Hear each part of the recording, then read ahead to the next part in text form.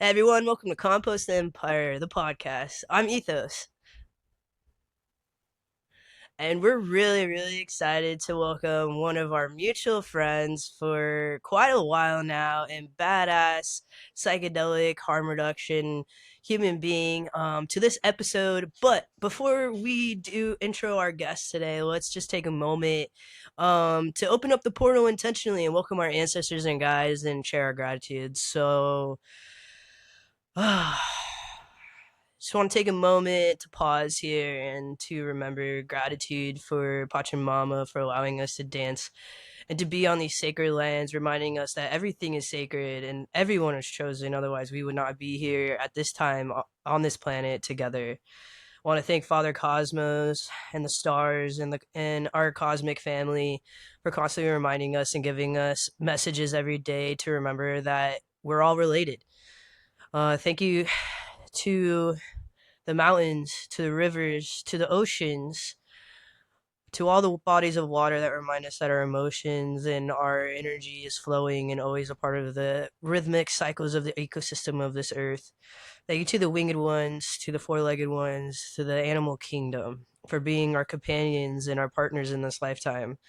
And thank you to the mycelium for constantly showing us the ways back to how we can be in relation and in an ecosystem together and be in congruence. And thank you to our ancestors. We call forth our ancestors and our guides and our council that have the highest and our best timelines in mind for us to gather here with us as we share this information and to also serve as protection in this time of fascism on the rise. And thank you to all those that have come before us, to all those that are coming after us, and to the seven generations. May we keep in mind the seven generations and our children so we can bring forth a new world. Aho, Amar relations. And with that being said, drumroll please. Our honor to introduce Ife to the podcast. Welcome, Ife. Hey Ethos, thanks for having me.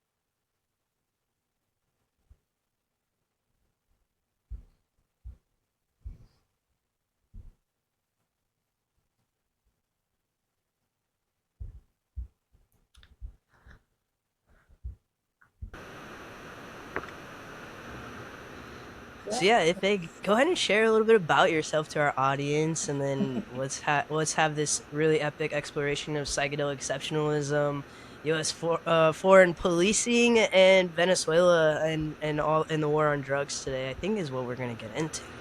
Oh man, so much. Um, yeah, I got into this work kind of unintentionally, and I I'm just grateful for all the support and connections that I've made over the years, um, doing this work around people of color and psychedelics. When I first got into this work, I saw a big gap in terms of how we were talking about psychedelics, how we were talking about trauma, whose trauma was being prioritized and centered versus whose trauma was being ignored and tossed to the side. So it's been interesting to see how things have changed, but also how a lot has stayed the same or kind of morphed into something else, uh, which which we'll get into. Um, but but I will say I am happy to see folks like you, Ethos, who are doing the work, and I know a lot of y'all have been around for a long time and struggle with burnout, because this is like really thankless work we're doing. But I'm glad to see that we're building community around these issues still. And so, like, something that I would love for you to share, actually, I'm like, it made me curious. I'm like, so how did you unintentionally get involved in psychedelics and in this world? Like, give us the story. I'm curious of the origin story. Yeah, so when I was an intern at DPA, at that point I was 21, only ever really smoked weed or drank alcohol. Um, and DPA invited me to their conference in 2013 to speak at their opening plenary uh, part of their conference. I did. It was very, um, you know, cathartic for me, speaking in front of over 1,000 people, breaking down into tears, talking about my experience with my father incarcerated and deported. And so that was the year that I also got diagnosed with major depressive disorder. And at that conference, the International Drug Policy Reform Conference, I went to a panel on end of life treatment and psychedelics. And so I was like, this is kind of interesting because I've always been into just like the philosophy of death. And because I just got diagnosed with major depressive disorder, I was kind of given a choice. Do you want to try SSRIs or do you want to wing it, or do you, or maybe a third option? And that third option presented itself to be psychedelics. So after that panel and learning about how people with terminal illnesses are using LSD or mushrooms to help them face their existential anxiety about dying, I thought to myself, well, maybe I should give this a try. So after the conference, I asked my friends in college, I was like, hey, how do you do mushrooms? What's that about? And they're like, do 3.5 grams, eat them in a peanut butter sandwich, um, do it in the morning, go out in the woods, have a trusted sitter. And yeah, and so I was like, okay, I'll do that. So, and so I Three did and a half grams? it. Heroic dose out the gate. Yeah, because that's what they told me. So I was like, okay, and it's funny looking back, I didn't ask them anything else. I didn't ask, like, oh, well, how is it once it starts hitting? I didn't, I was just trusting my friends. And so I did that, woke up at 9 a.m., ate my mushrooms in a peanut butter sandwich, and about 30 minutes later, it started hitting. And I'm like, whoa, what the hell did I get myself into? It felt like that feeling of when you're at a party and you've drank too much and you're like, oh fuck, I'm too drunk, I'm about to throw up. That's how it felt coming up on mushrooms. And so I ended up vomiting, purging. And I'm like, whoa, what's going on? But anyways, I had a trusted sitter with me, my friend Allison, who's now a therapist. Go figure. Uh, and it was a good trip. It was a good trip in the sense that like I processed so much stuff that I've been holding on to. I had experienced childlike laughter and wonder like I hadn't experienced in a really long time. And I was reminded of why life is meaningful, why life is beautiful. And when you're struggling with depression, it's really hard to see those things. It just feels like you're wearing gray tinted glasses everywhere. So mushrooms kind of helped me kind of see things in Technicolor for a while, and that felt great. So it really helped me just kind of lessen my depression symptoms, like suicidal ideation, and make me feel a bit more grounded. Hmm.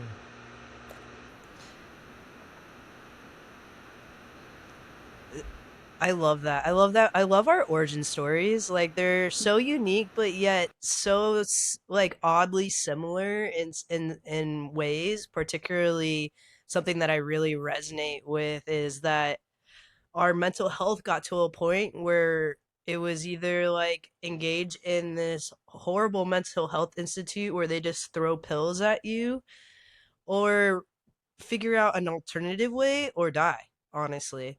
Like that's where I was at when I started working with psychedelics too. It was a 2016 election. I was living in DC and I was a heavy drinker at the time. I would say like borderline, if not alcoholic, with my alcohol use because it's the only thing that helped me get through my undiagnosed mental health.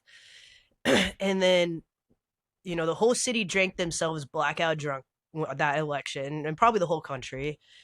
Um, and then like being in DC though, where I found for the first time a place I called home and community, the energetic weight of the city like was so heavy. And so I woke up and I was like, I have two choices: go to a mental health institute or devote my life to a healing journey. And that's eventually where I ended up taking my first LSD dose that changed my entire life and my entire trajectory of my life. And I find that really, really interesting. Mm-hmm. Yeah, yeah. I love that. I think this experience of going through the healthcare system, and being a little confused about the whole process. Like even when I got diagnosed with depression, I was like, wait, I thought I was here because of something else, right? So there are like these miscommunications happening along the way, and like Ethos said, I didn't, about the throwing of the pills, I didn't feel like I had more the amount of care that I needed, to really go that route. So I think for me, this whole experience kind of gave me more empathy for other folks who are struggling with trauma. And I kind of put myself in their shoes. Like, yeah, if none of this other stuff works, or if you don't have access to resources, then you will be desperate and you will try anything, right? And so my whole thing is understanding that we are in a place where we don't have a social safety net, and that will cause people to take desperate measures. And one of those, I don't want to say, using psychedelics is a desperate measure, but we want to keep people safe ultimately, in their journeys, whether that be psychedelics or whether it be yoga and meditation or SSRIs or a combination of all those things. I think in a lot of these conversations, we spend a lot of time kind of judging people's personal choices and not really critiquing the system that we are making these choices in. And so part of my aim is to change the system, or just end it all together. Um, and also give people the knowledge that they need to make the right choice for themselves, whether that be, doing 3.5 grams of mushrooms in the woods, or going to see a therapist. Um, yeah, I try to keep that in mind, and harm reduction is a part of um, my work too. I've lost, people to overdose or other drug related deaths, and I'm all about having fun, and people should be able to have fun. People should also be able to heal, and people should be able to keep themselves and other people around them safe.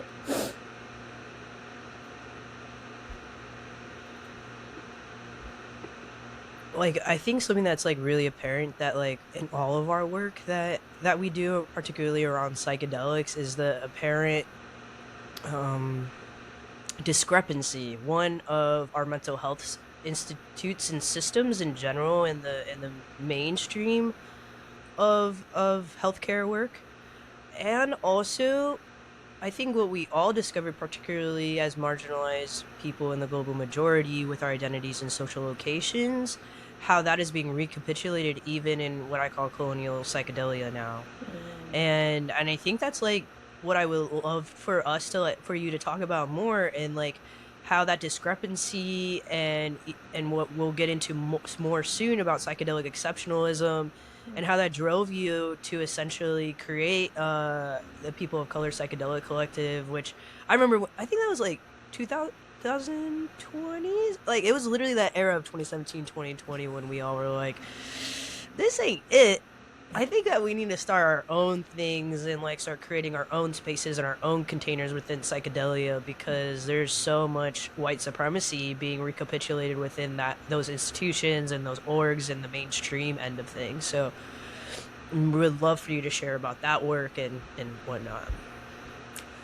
Yeah. So I want to make sure I understand the question. So sharing about how white supremacy manifests in mainstream psychedelia and how that led to starting the POC Psychedelic Collective. Correct. Okay, Yes, cool. you Yeah, got it. yeah, yeah. Yeah, so I, after I, did shrooms for the first time, I kind of was trying to find my footing employment wise. I worked for a cannabis org for a minute.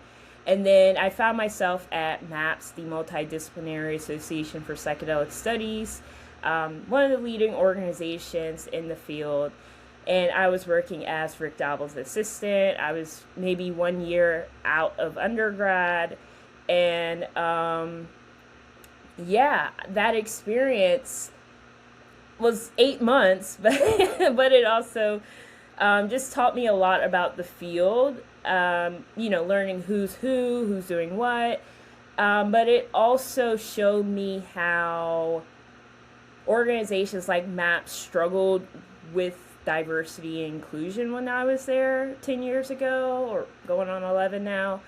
At the time, I was the only black person who worked there. And as you can imagine, that was uncomfortable at times. So, there's a few stories I like to tell to talk about how white supremacy manifests in the mainstream psychedelic movement. One of them being when I first started at MAPS, we had a staff retreat in Petaluma, California, and the clinical team was going over some of their research. In one of the slides, they had a list of like the demographics of the participants in the study. And I don't remember the exact statistic, but it was something around like 90% white. And so naturally, someone at MAPS was like, oh, well, why is that? Why is it 90% white? And the response was, well, it just happened that way. And someone else, that same person was like, it doesn't just happen that way, though. Like, we need to. And so it was clear to me that they did not know how to recruit people of color into their research really well, nor was it a priority or even a thought. Maybe, I don't even think it was an afterthought at that point. And in my mind, I'm like, wait, I'm black, black American, black Jamaican, and I know my people have trauma. We have intergenerational trauma. I'm from Charleston, South Carolina, where we have dozens of plantations still up and running for tourism. I'm like, wait, why aren't we being talked about in these studies? Because our trauma is like, boom, right there in your face. And so that was an issue, and it's still an issue. There's a research paper that came out recently. Some of the I think it was a Yale psychiatrist that looked at all these psychedelic research studies happening, and the statistics are around that same number, around 90% white still. And for black folks, for Asian folks, Latinos, indigenous folks, we're, by and large, we're just not being included. And so how does that shape their research outcomes? We don't even have information on how our people are impacted by psychedelics. So that's just one example of how, white supremacy was manifesting at MAPS while I was there. I'm happy to share other examples, but connecting that to the collective, after I left MAPS, I was just like, man, where are people having a conversation on race and psychedelics? I went to a panel at the Alchemist Kitchen featuring a few black and indigenous speakers, one white guy, and I was kind of like disappointed because I'm like, why are y'all scared to address the elephant in the room? That's what it felt like. And so I wrote Why the Psychedelic Community is So White for Symposia, and that got some traction. And then um, I got approached by a few people because of that piece and other things, and so that led to us organizing, having informal Zoom calls, talking about these issues, and that evolved into us doing projects together, and eventually becoming an incorporated nonprofit in 2020. And so, it's really been about creating a platform where people can talk candidly about their experiences, talk about all the layers of our experiences without having to do so much hand holding and over explaining. I find that when whiteness is in the room, it dominates. And it doesn't matter if it's like 50 people of color and one white person, whiteness is still in the room. And sometimes whiteness is present even when there's no white people around, right? So, I wanted for us to have a space where, we don't have to placate white people's uncomfortableness or their guilt or any of that stuff. I wanted it to be a space where we can talk about the complex issues affecting our communities and how do we do this kind of work without, I guess, that added dynamic of whiteness.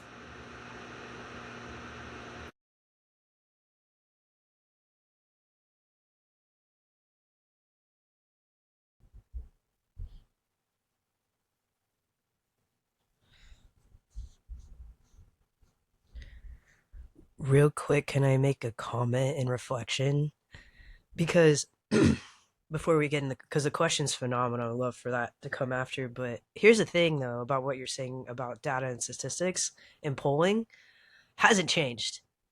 So I ended up in Colorado after I was done with my decrim and legalization work in DC after experiencing severe trauma from white people and psychedelics in the Burning Man community, including folks in MAPS and in the Dr. Bronner's world. Somehow got mixed up with them somehow. But I ended up in Colorado and I ended up working for the nonprofit called Spore that helped decriminalize psilocybin in Denver. And so the next step was to do a full decriminalization policy for the state of Colorado, which ended up becoming the Natural Health Medicine Act. And not a lot of people know this story. I don't really go around yelling it to the world, but those that were there know who was there and who wasn't. And so me and my Arapaho sis were there at the first coalition building with a bunch of the white folks, particularly around New Approach PAC and all the cannabis lawyers and all these white folks. And they were showing us the polling statistics from Oregon and DC when they passed their legislations out there. I wouldn't call it decriminalization. I actually call it recriminalization because the only way for it to get passed was that the lawmakers wanted limits on how much you can be possessing, which is recriminalization. It's not decriminalization. Let's be clear. Um, and in that process of like them showing the polling, one of the questions that came up around psilocybin that made it really apparent who the demographics were, because they didn't show us the demographics of who they were polling. The question was, do you think that you can have a spiritual experience on with psilocybin? And the answer was majority no. And that's when I knew they were polling white people. And I asked them, I didn't really understand who these bigwig lawyers were until I looked them up after, but they're billionaire bigwig lawyer policy lawyers that pass cannabis legalization and stuff like that. And I called them out. And I was like, "Do you have the demographics of who you're polling? I'm curious, like what they are." And they're like, "They're the most engaged voting population." And that's white people because they don't engage, particularly black communities and brown communities to vote for a reason and are restricting our voting access. And then I asked them, I was like, well, do you have a plan on engaging disenfranchised voters to have a wider spectrum of your polling data? They didn't, they gave me the lawyer runaround. And from there on, actually what happened after that meeting, I told them to slow down. We don't need to pass this in a year. Let's take 4 years to move correctly, get permission from indigenous elders, and go on a pioneering journey to talk to the indigenous people who have been protecting particularly peyote for millennia. And essentially, the next day, I got a call from my board member and said that Kevin Matthews essentially said, we don't want community organizers involved anymore. Particularly, they didn't want me. So I got kicked out of that. And then that's when my career got ended in psychedelia. And that's when I officially got exiled. So I just say that as like anyone that pushes back against the white supremacy and the capitalistic, what I call the psychedelic U.S. war machine, we experience extreme harm, and then we get silenced and we get buried. A lot of people don't know my involvement in psychedelia over the last 10 years because of that and because of being so outspoken.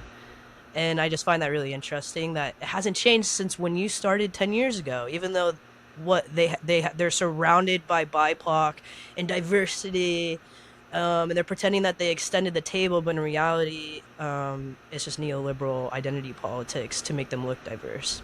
But Mm-hmm. let's continue the conversation into the into yeah, go ahead.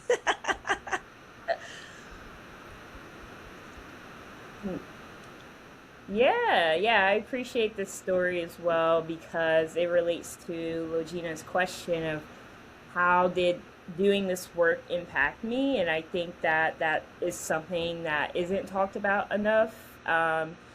So I think that's it's important for folks like us to share our experiences and ethos. I think you said something like, you know, people who try to dismantle white supremacy will get pushback and blackballed, and I think that's true. Um, I don't want to say that's been my experience across the board, but things have definitely evolved over time. And I would say when I was first starting out, we it was like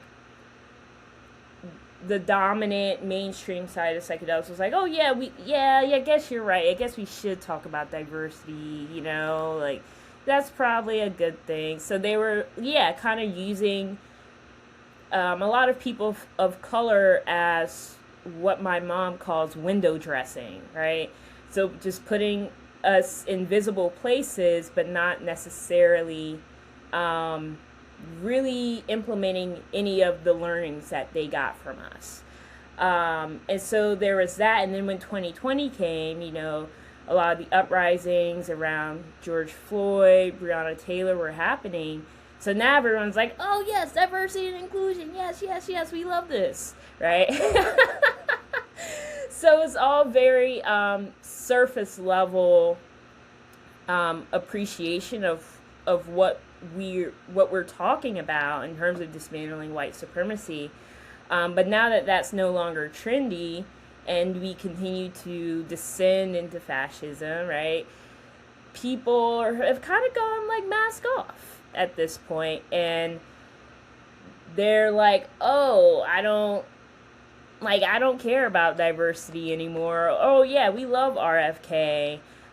So for me, you know, it can be really challenging, right? Not only managing the organization, dealing with different personalities and dynamics, but also dealing with outside the organization and all the dynamics of the field in itself, and being the public face of an organization. Um, I think there's a lot that I don't share with the world because of many reasons. Um,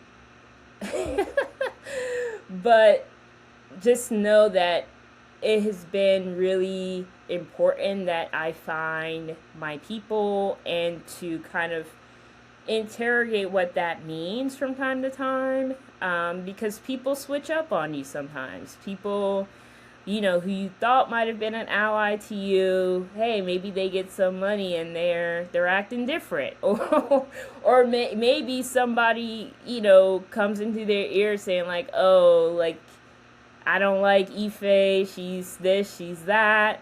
Um, so there's a lot of eyes on me sometimes, but at the end of the day, I have to, work with people that I trust, work with people who are value aligned. And this has been a learning process for me. When I first started out, I was just like, oh, yeah, you're a person of color. Yeah, come on. Like, hang out with us. Um, and now I'm more discerning just because I've learned so many lessons of, what it means to work with someone. Um, there's a lot of people who are drawn to this field, and what they're really seeking is healing, but instead they're handed like a leadership position or something like that.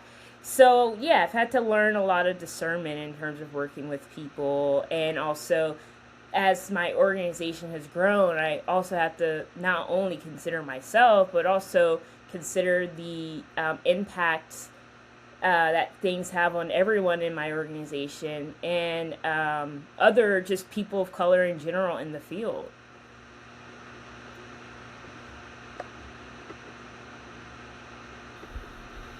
Man, the complications of like optics and like being out public facing and in a way like how do I protect myself, because unfortunately the psychedelic world one is, I'm going to be honest here, very Zionist. So a lot of doxing, a lot of like harm and violence comes from if you say the wrong thing about someone or you're incredibly anti-genocide, which is absolutely insane to say. Mm-hmm. But not only that, I think that like what we're talking about is the neurocolonization and how it just doesn't discriminate. And that actually there's a fallacy that this psychedelic world, Colonial Psychedelia, has put out, that psychedelics on its own makes good people, which we know is not fucking true. Like, look at the fucking billionaires who are experimenting with research drugs. It's so obvious when you know what research drugs looks like and like how people behave on them. You're just like, dude, which 2C or whatever you're on right now? Like, I'm like, you're on designer research drugs, bro. Like, you're like on like methamphetamines while also having an MDA experience with ketamine. Like, it's wild to witness. But not only that, it shows that like psychedelics one is a mirror technology, and Mm. that it's going to like mirror what your inner cosmology is and what your inner value systems is, or what you've unconsciously adopted from empire, which is Mm. neurocolonization. And then that can continue to fractal out, especially in regards to white supremacy, not and people not holding these white people going rift with power. And not even just white people, we're gonna say people who are neurocolonized within the psychedelic space, that are like, yes, more clout, more fame, more leadership positions. And it's like, well, who said that you could do that? Who said that you could be in charge of peyote gardens and you're not even peyote people? Yeah. Yeah. You know? And so I think like this like leads us to our conversation around psychedelic exceptionalism, and let's even say psychedelic supremacy, that Mm. has like gone crazy with the decriminalization work. By the way, I have to quote it. And yeah, I would love to hear you go into psychedelic exceptionalism conversation. Yeah. Oh man.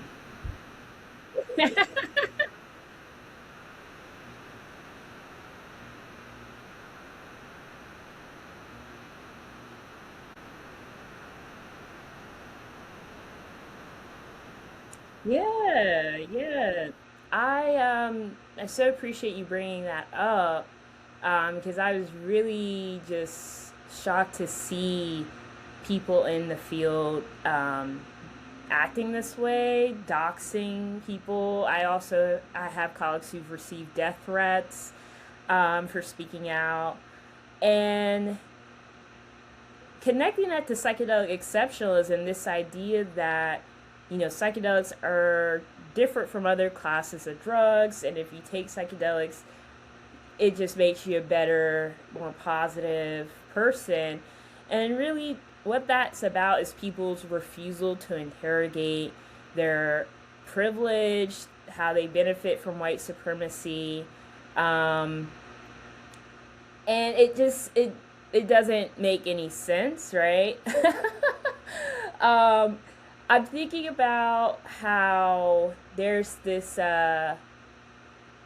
this like weird, I guess, juxtaposition of people thinking that, like, oh yeah, psychedelics make you a better person. That's all you have to do is do psychedelics, and then in that same breath, these people think that, like, yes, killing innocent children is okay, right?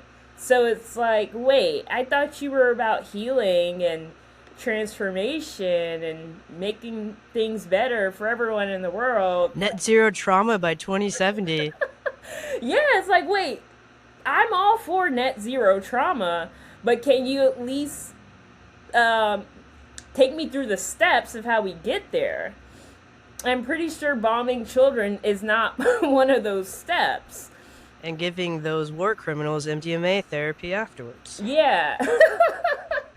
Yeah, so it's people's refusal to confront what is really in them, and like you said, Ethos, it's a mirror technology.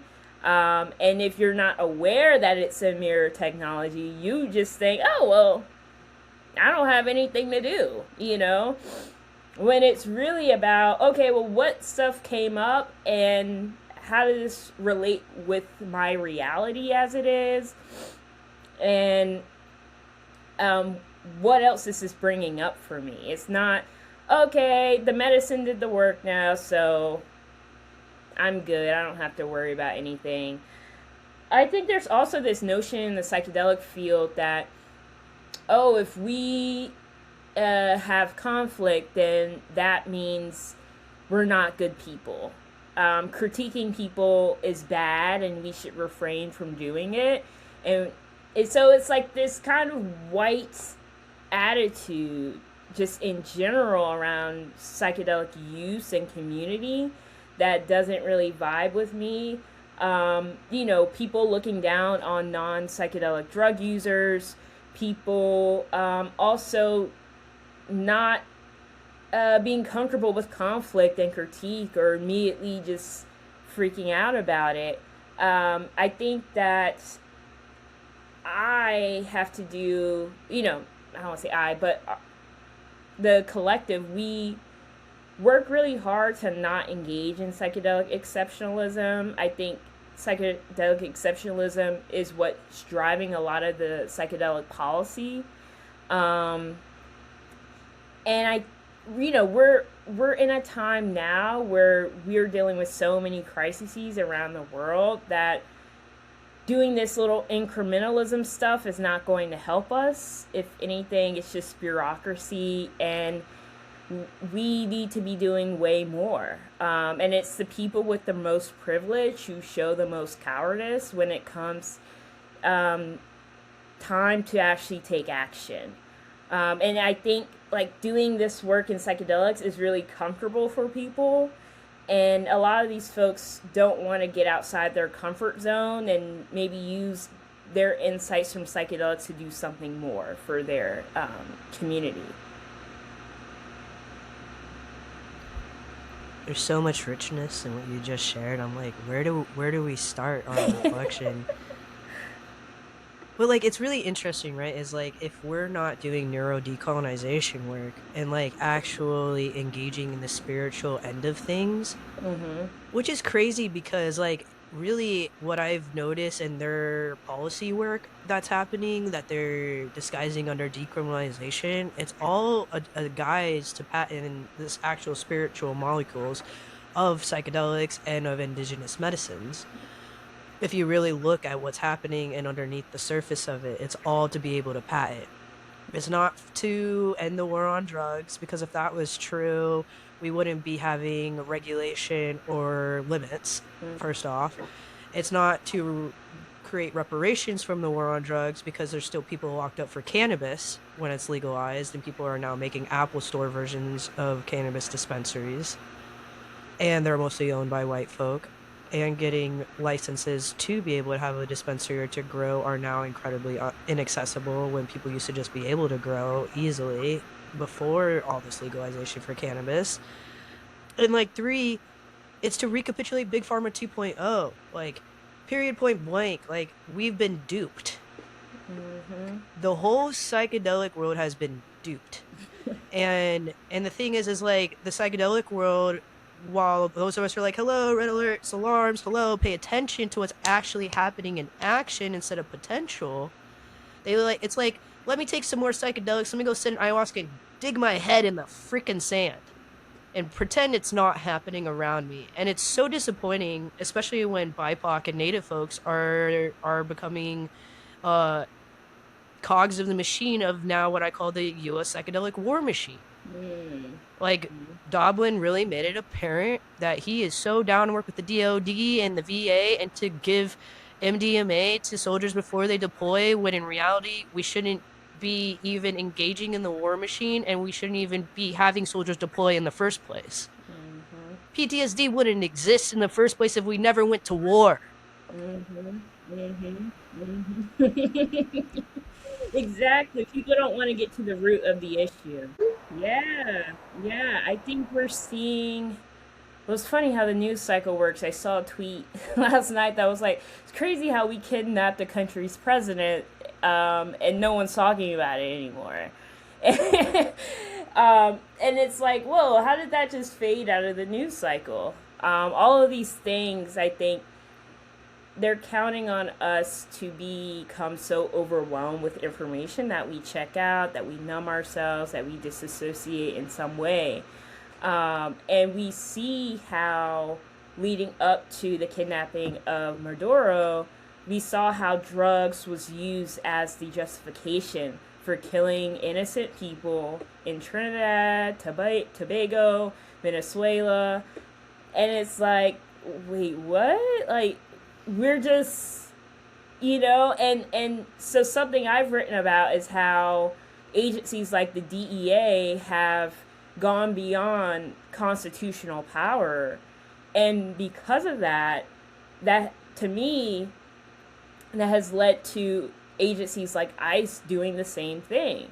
And when you combine ICE with the DEA, hey, you have law enforcement just having a field day with everyone, right? Because if you can get someone on immigration or drug use, you got a lot of people, right? Some people you can get on both.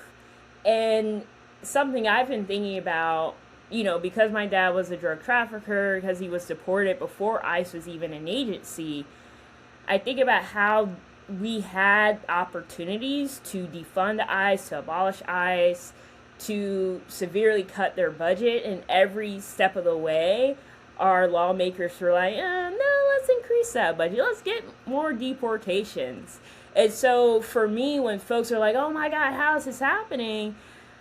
Not to be smug or anything, I'm like, well, this has been happening for a while in this country.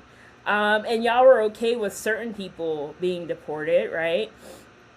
And I think there's this notion of like, oh, well, you're a criminal, so you deserve XYZ, right? Not understanding that identifying someone as a criminal is a social construct, and the window of who is a criminal versus who's not can be extended at any point to include more people, right? So soon, that's going to include all types of people. And so I don't even know where I was going, but but the war on drugs is often used as a Trojan horse to do other messed up things. And from its inception, it was never about the drugs. In my paper on why we should abolish the DEA, I actually found some sources that looked at the rates of drug use from the 60s and 70s, particularly cannabis use and heroin use, and the rates were actually on a downward trend. So Nixon and all these people in his cabinet were well aware drugs aren't actually the issue here. This was just a tool to destroy communities, destroy people, and to slowly erode our rights. Um, and we've been okay with that. We, as in the collective, because hey, those people over there, they would never come for me and my people, because I'm a good citizen and I don't engage in criminal activity. And now look where that has gotten us. Right. Oh man, the war on drugs. That's where I started, right? That's like Michelle Alexander's The New Jim Crow, Mm-hmm. the 13th Amendment, the documentary 13th. Mm-hmm. All of that talks about how one now the war on drugs is like a part of the colonizer playbook. It's a part of supremacy playbook, and we see it recapitulated through U.S. foreign policy. But let's also take a look at what's happening with the Zionist occupation. Mm-hmm. It's not talked about often, but I did find articles written that the Zionist occupation. Well, now we see more of it. We've seen reports of them experimenting on Palestinian bodies that are held hostage for all of the psychedelic that are coming out of the Zionist occupation from the settlements, which is a lot of ketamine and MDMA. All of those patent and psychedelic pharmaceutical companies are based in Germany and in the Zionist occupation. Mm-hmm. Mm-hmm. And not only that, they have flooded what they call it they it's really bad. They name it like a racist thing to call it jihadi heroin, and they flood it into the refugee camps and use it as an excuse to one, make them addicted, and two, to arrest them. I mean, it's the same thing happening over and over and over again. And it's like, when are people gonna like address their ignorance and their denial to realize that every time that you call a drug user a criminal, you're othering them and setting yourself up to being criminalized also, and to be jailed and put into what I call now the concentration camp pipeline that they're creating right now, under our noses and distracting us from. Mm-hmm. And something else that I found really interesting about, not interesting but horrible, about the war on drugs too is, and I love that you brought up criminality, and then we get into mass incarceration, which is for profit, and in fact they're just recapitulations of plantations, particularly in the South, like Louisiana. If you actually look into their mass incarceration system, it's literally just plantations and enslavement all over again. You really like when you get into abolition work and you actually see how the system works, and also being in it myself, from my protests in the Golden Gate Bridge, not being able to work for a whole year because essentially 33 counts of false imprisonment pretty much made me a felon, while these charges were on my backgrounds until December, Mm-hmm. right? And they use criminality and felonies to be able to enslave us again. And we could have addressed this when Democrats had every seat. But that's the thing, is that they are a part of empire. They are part of the bourgeoisie, and they're part of the elite Nazi billionaire class that is enacting class war and have compartmentalized us from coming together in class unity through identity politics and through the war on drugs, by like, oh, I'm better than you, and like really harnessing on our superiority complexes that neurocolonization implants on us before we're even born, and even passed through our DNA at this point, because it's all trauma. And we have about 2 minutes left, so we gotta wrap up. So if I can go, so 1 minute, and then we'll close up. Mm-hmm. Mm-hmm. Yeah. Something in terms of hope, um, something I think about is, I think it's a Miriam Kaba quote.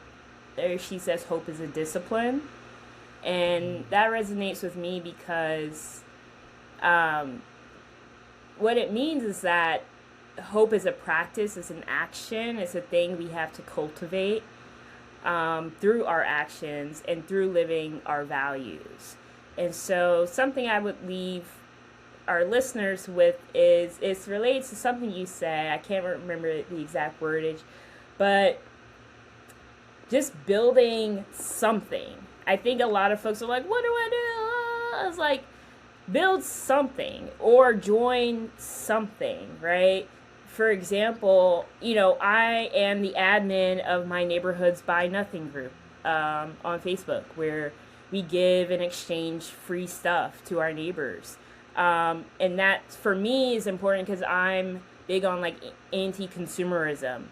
Um, and I'm not going to change the world doing Buy Nothing work, but it is a way of organizing, or it can be a vehicle for organizing my neighborhood. And something else that Miriam Kaba says is that we need hyper-local organizing. So looking at our neighborhood blocks and being like, okay, what systems do we have in place for community building, community defense? I know a lot of people are creating ice watches in their neighborhood, and we need more of that. We need more communication. We need more coordination with our neighbors, with everyone in our communities, with leaders. So if that means, hey, I'm gonna run the Buy Nothing group, or I'm gonna run a free library in my neighborhood, or I'm gonna run the community fridge in my neighborhood, start there, and just continue to build. Because when we start building these initiatives, these products, we don't always see what the potential outcome might be. But when we draw in other people, it naturally just starts to evolve into something bigger and more impactful. So to me, it's about just doing that consistent, steady work to build up hope within ourselves and our community, inspire hope with other people. We have the internet nowadays, so it's not only the people who you're around physically, you can share stuff online and inspire people thousands of miles away from you to do something similar. So I think it's people get overwhelmed, but start small, doing something for the community. Um, and it's really that simple. Well, thank you, Ife, for joining us. Real quick, let's just like it's all about the microcosm and planting that one seed to fractal out into the macrocosm. Never underestimate the small microcosmic actions and things that you can do in your life and its major impact on the macrocosm, because we're all related, we're all interconnected, Mm-hmm. we're interbeing, and we just happen to have forgotten, but we're all remembering right now, and that's the exciting part. So with that, let's close out the portal and just thank you to our ancestors and guides for being here and helping us facilitate such a beautiful conversation and to begin this amazing dialogue of how we can shift our spiritual technologies in the way that we engage with our consciousness and with each other. Thank you to Ife for joining us today and bringing her ancestors and her knowledge and her wisdom with us, to this podcast and to the world. And thank you to Pachamama, Father Cosmos, and all of those that are fighting with us for a better world that is more relational. I'll hold all my relations, y'all. Thank you for joining us once again on Compost Empire, the podcast. Make sure to subscribe, like, follow Ife and the POC, PC, and all of their work that they're doing, because it's absolutely incredible. And there's a lot of really cool articles and information coming out from there. So, Ife, thank you for having us.